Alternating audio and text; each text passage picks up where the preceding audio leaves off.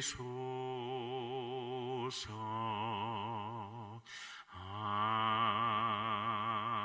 아멘. 아멘. 오늘 하나님 말씀은 요한복음 2장 13절에서 25절까지 말씀입니다. 요한복음 2장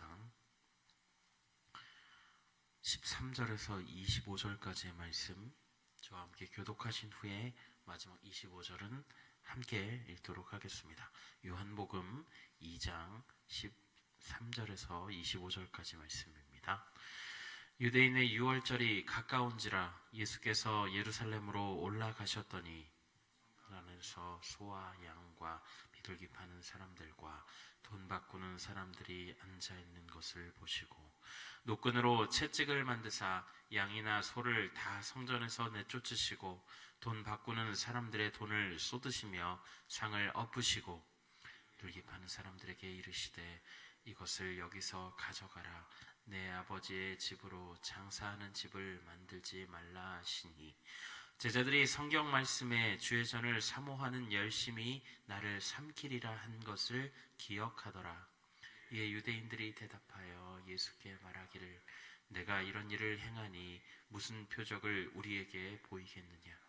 예수께서 대답하여 이르시되 너희가 이 성전을 헐라 내가 사흘 동안에 일으키리라.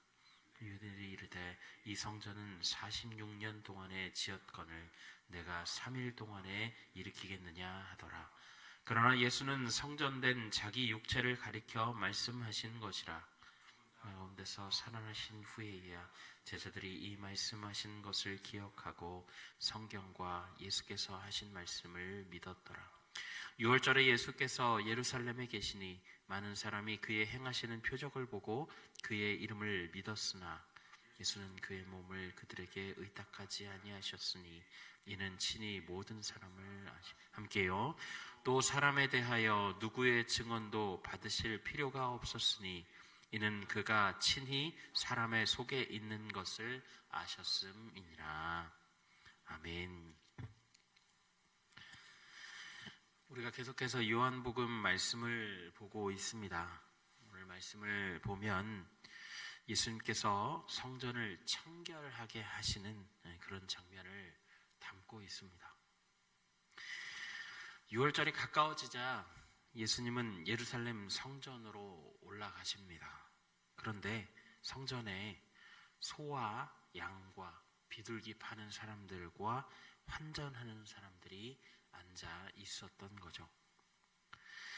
왜 성전에 이런 사람들이 앉아 있었을까요? 하나님께 정기적으로 제사해야 했던 시대에 제물이 바로 양과 소와 비둘기였기 때문입니다. 원래 이 제물들은 사람들이 이 예루살렘 성전으로 오면서 집에서 정한 예물을 구별하여서 끌고 와야 하는 동물들이었죠. 집이 가까운 경우라면 괜찮지만 집이 먼 사람들이나 혹은 외국에서 오는 사람들은 동물들을 끌고 오기가 어려웠기 때문에 그 제물들을 이렇게 성전에서 팔았던 것입니다. 환전의 경우에도 이 외국에서 오는 디아스포라 유대인들이 이 제물을 사기 위해서 이스라엘 화폐로 환전해야 했기 때문에 이곳에 환전상이 존재했던 것이죠. 제물이 있거나 환전상이 있는 것 자체는 그런 면에서 보면 합리적인 일이었다라는 것입니다.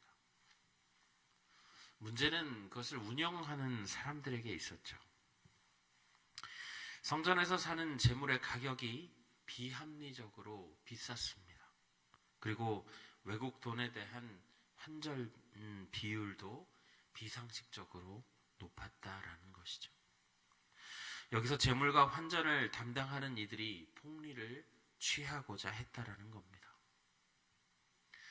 예수님의 분노는 단지 그곳에서 장사하고 돈 바꾸는 자들을 향해 일어난 게 아닙니다. 하나님께 예배하는 거룩한 장소의 의미를 전혀 알지 못하고 한낱 장사하는, 그것도 도둑처럼 폭리를 취하는 장소로 바꿔버린 데 대해서 분노가 일어났다라는 거죠. 예수님은 가죽 채찍을 드셨습니다. 양과 소를 내쫓으시고 비둘기 파는 자들을 쫓아내시며 돈통을 쏟고 상을 엎으십니다. 예수님이 분노 조절 장애가 있어서가 아닙니다. 하나님을 향한 거룩한 열심이 그분을 삼키셨던 것이죠. 이 장면을 지켜보던 사람들은 두 갈래의 마음이었을 것입니다. 저게 무슨 짓인가? 라고 분노하거나 속이 다 시원하다 라고 생각을 했겠죠. 전자의 생각을 가졌던 이들이 예수님께 묻습니다. 당신이 무슨 권리가 있어서 이런 일을 하십니까? 그런 권리를 가졌다면 우리에게 증거를 보여주시오.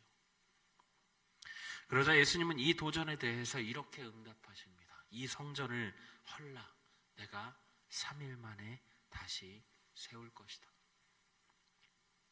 사람들은 어처구니 없다는 듯 비웃으며 말했죠. 이 성전 세우는데 46년이 걸렸는데 당신이 3일 만에 이 성전을 다시 세우겠다고요. 하지만 예수님의 말씀은 우리가 눈으로 보고 있는 이 성전을 가리켜서 말씀하신 게 아닙니다. 자신의 몸을 가리켜서 말씀하신 거죠. 성전은 원래 하나님의 임재가 머무는 거룩한 공간이었습니다. 이스라엘 백성들이 이 광야 생활을 하면서 성막을 지었고요. 그리고 마침내 가나안 땅에 안착하게 되었을 때에 하나님의 명령으로 솔로몬 왕이 성전을 지었던 것이죠. 그 성전이 거룩함에도 불구하고 이스라엘 백성들은 하나님을 배반했습니다. 끊임없이 그의 마음을 아프게 했죠.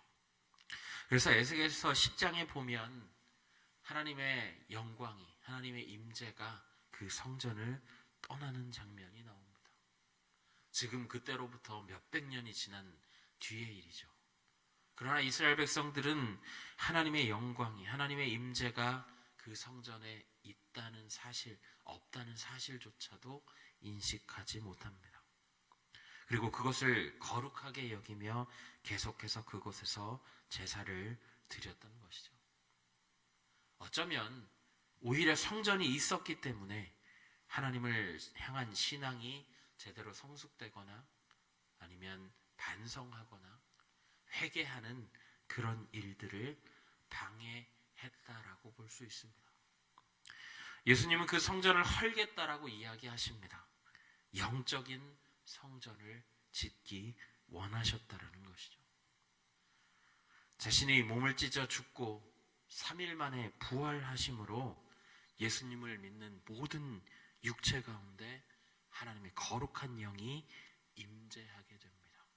이것이 우리의 마음에 영적으로 세워지는 성전이라는 것이죠. 예수님은 지금 선언하고 계신 겁니다. 너희가 눈으로 보는 성전이 아니라 내 마음속에, 너희의 마음속에 거하시는 성령으로 인해 너희가 성전이 되어라. 그 깊은 뜻을 알 리 없는 이스라엘 백성들이 겉으로는 자신이 행하는 이적을 보면서 자신을 추종하는 것처럼 보이지만 결국은 십자가에 못 박으라고 돌아설 걸 아셨기 때문에 그분은 이 백성들을 긍휼히 여기시고 그들에게 몸을 의탁하지 않으셨다라는 것입니다. 사랑하는 성도 여러분, 예수님의 분노는 허울뿐인 성전에서 탐심으로 가득한 이들이 기득권을 차지하는 이들을 향한 것이었습니다. 오늘날로 따지면 교회 안에 예수님은 없고 허울뿐인 고급진 건물에 들어앉아서 명예와 재물과 같은 탐심을 채우고 있는 거죠. 요즘 나라 안팎에서 들리는 교회에 대한 안타까운 소문들을 여러분도 듣고 계실 겁니다. 저는 그 소문들을 듣고 있다 보면 혹시라도 이 땅의 교회들을 향해서 예수님이 채찍을 드시는 건 아닌지 걱정이 됩니다.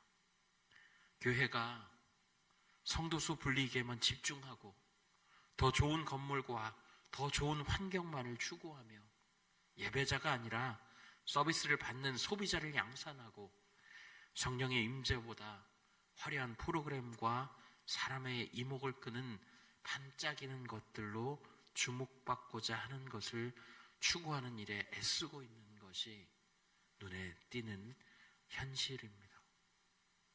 추구하는 방향이 다르다 보니 잘못이 나오게 되고 잘못이 더 금방 드러나는 지금 현대의 시대적 상황을 만나 세상에 잘 알려지고 예수님의 영광을 드러내야 할 교회가 자꾸만 영광을 가리게 되는 이 상황들을 너무나도 자주 보게 된다라는 것이죠.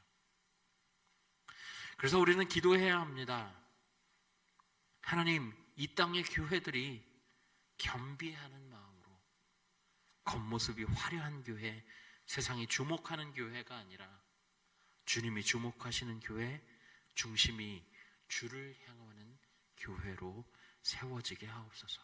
그래서 하나님이 드시는 채찍을 맞는 교회 되지 않게 하옵소서. 우리 예일교회가 그 믿음의 걸음 제일 앞에 서는 교회가 되게 하여 주옵소서.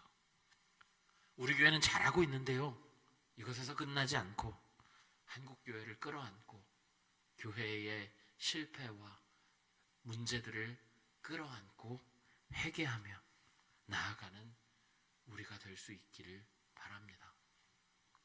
이 새벽에 우리가 말씀을 기억하면서 함께 기도하며 나아가실 때 하나님, 우리 예일교회뿐만 아니라 우리 예일교회를 통하여서 우리 주변 교회들, 그리고 이 땅의 수많은 교회들, 수많은 교역자들, 수많은 성도들이 교회의 중심을 두고 기도하며 예수의 채찍을 맞지 않는 교회 될 수 있도록 붙잡아 달라고 함께 기도하시고 우리가 교회를 위해서 함께 기도하겠습니다. 월요일부터 진행되는 리모델링 공사가 순적하게 어려움 없이 잘 진행되고 물질적으로도 채워지게 하여 주옵소서. 우리 아이들 더 좋은 환경에서 마음껏 예배할 수 있도록 도와달라라고 기도해 주시고, 또 내일부터 진행되는 SFC 수련회를 통해서 중고등학생들이 하나님이 주시는 은혜를 풍성하게 누리는 시간 되게 하여 주옵소서. 우리 함께 기도하시고 자유롭게 각자의 기도 제목으로 하나님 앞에 나아가시겠습니다. 기도하겠습니다.